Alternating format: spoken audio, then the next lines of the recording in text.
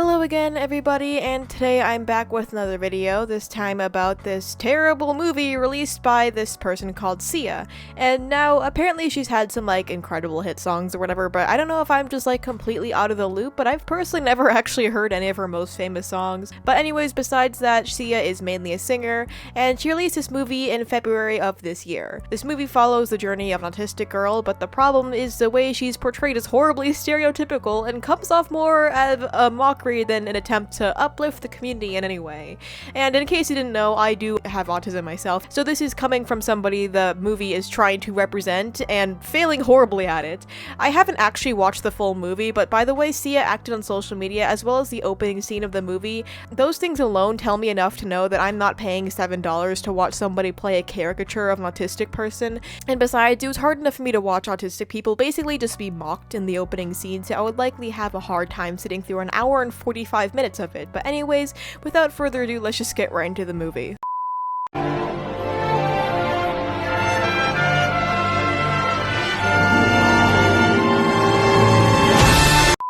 In case you're unfamiliar with the term, neurotypical refers to somebody without any mental disorders or conditions, and neurodivergent means basically the opposite, people who do have those conditions, such as autism.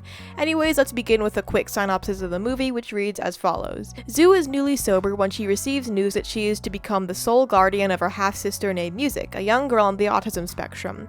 The film explores two of Sia's favorite themes, finding her voice and creating family. Now, this sounds like a happy, wholesome, feel-good family flick, but really, the portrayal of autistic people in this is fucking horrendous. I mean, looking at still images of the actor who's playing Music, the autistic girl, if you just handed these to me, I would probably think they were awkward candids or something, but no, that's literally just how she's acting throughout pretty much the entire movie. Now, I usually don't have a problem with actors playing things they're not, like a straight actor playing a gay character, but I do take issue with it when the character's minority status is literally the focus of the movie, and, if they're also not making a complete mockery of the minority in question. If a character had autism, but it wasn't the focus of the entire film, nor was it an important part of the character, and a neurotypical actor was cast to play them, I generally would not really care that much as long as they weren't horribly offensive in their portrayal of said character. However, that's very obviously not the case here because the entire movie is about Music. It's named after her, it's very clearly a film centering around the struggle of autistic people, but they chose to cast a neurotypical actor.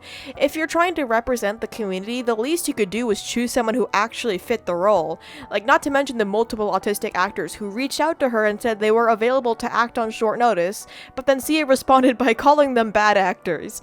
Now, that's something I'll get into later, but for now, her casting of Maddie Ziegler as the autistic girl was a very poor choice because Maddie clearly did not know how to act the part, and she didn't even want to in the first place. So please don't send any hate towards Maddie because, like I said, she didn't want to play the part. And I'd also like to highlight the fact that during the filming of this, Maddie was a minor, so the influence of Sia, her parents, and the other adults in production likely hindered her ability to make her own choices. And since she was a minor, she likely didn't know exactly how offensive what she was doing was. Another thing I want to highlight is Sia tweeting that she, quote, actually tried working with a beautiful young girl nonverbal on the spectrum and she found it unpleasant and stressful, so that's why she casted Maddie. First of all, if the autistic person you actually cast was that turned away by the working conditions, shouldn't that be kind of a red flag? If somebody who's from your target audience doesn't want to act in your movie, maybe that also means the rest of the audience won't want to watch it either. So instead of trying to find the root of the problem and making shooting more comfortable for her and the viewing experience likely better for the autistic community as well, you just kind of throw her out and replace her with some neurotypical girl. Now, considering this is the opening scene, I wonder fucking why, Sia. I wonder why an autistic person who likely has sensory issues like most autistic people do, finds a scene with flashing lights and bright colors unpleasant and stressful. You claimed you have done years of research, and yet this is the very first scene in the fucking movie? A scene that is extremely difficult for people who are actually autistic to watch. Maybe I don't speak savior complex, but I have a feeling those years of research were a few days scrolling through Google because, but I don't know, but even then, that's just so hard to believe because it is an extremely common issue autistic people face. It's sensory overload. So what the fuck made you think that flashy lights, rapid editing, and an overall overstimulating first scene would be a great way to start off your movie that's being marketed towards the autistic community? Anyways, on to the social media portion of it all because it's generally the worst look I've ever seen on somebody who claims to be trying to help a community.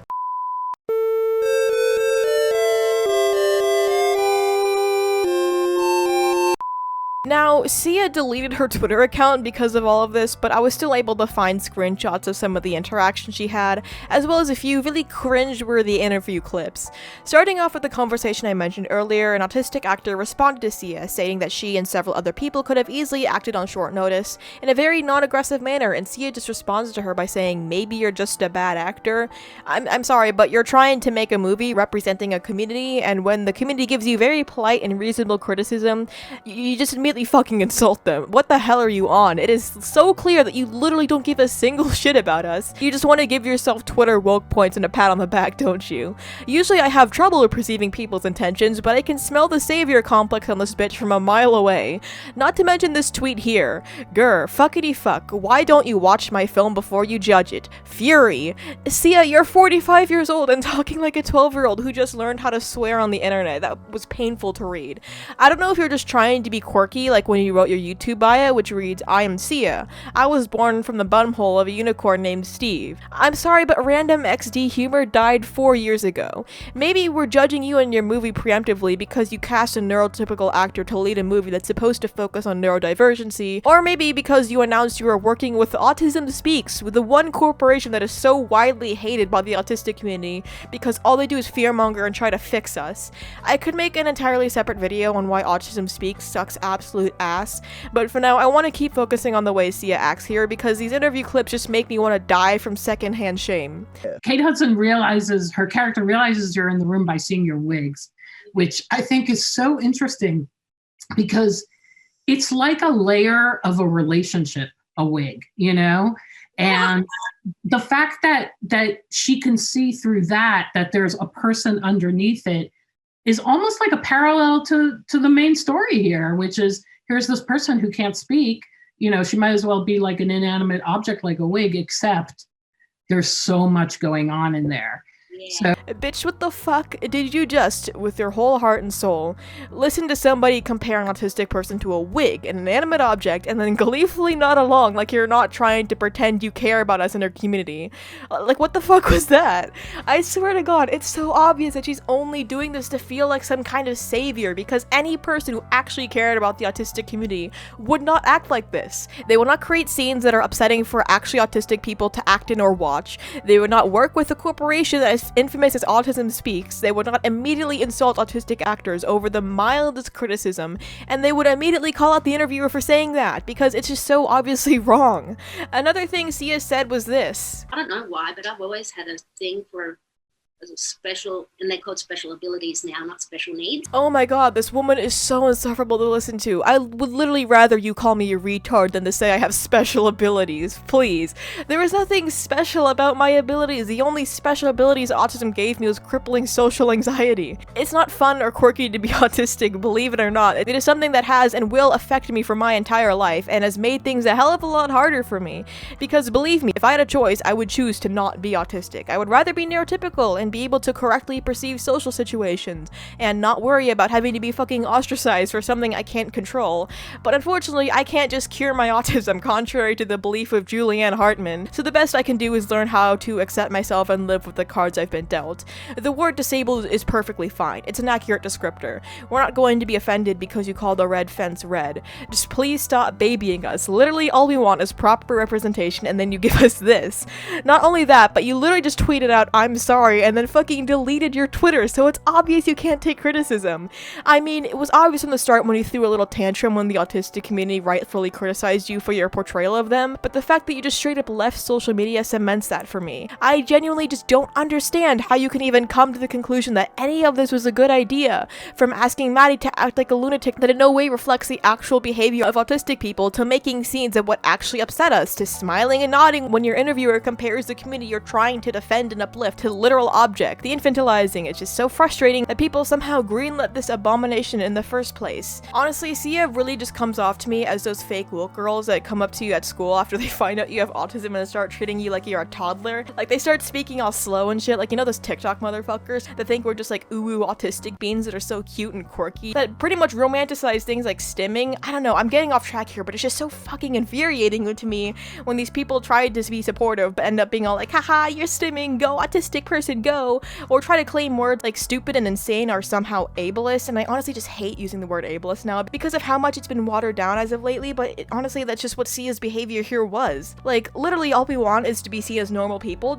Please, just treat us normally, represent us properly, give us some damn respect, but no, we have to just have neurotypicals decide what's offensive on behalf of us, get outraged on behalf of us, baby us, make us look stupid and unreasonable, and it annoys me to no end seeing Sia, who is a huge public figure, do things like this. You can kind of tell I am really annoyed right now, but anyways, yeah, I went on a bit of a rant there, but I'm going to end the video now. Cringe. Alright, so in conclusion, I am just really tired of having autism be this super difficult thing for people to portray properly. Like, please just talk to autistic people if you want to help represent us in the mainstream. It's not that difficult. Hire autistic writers and actors if you want them to make a story about autism. It's just so easy.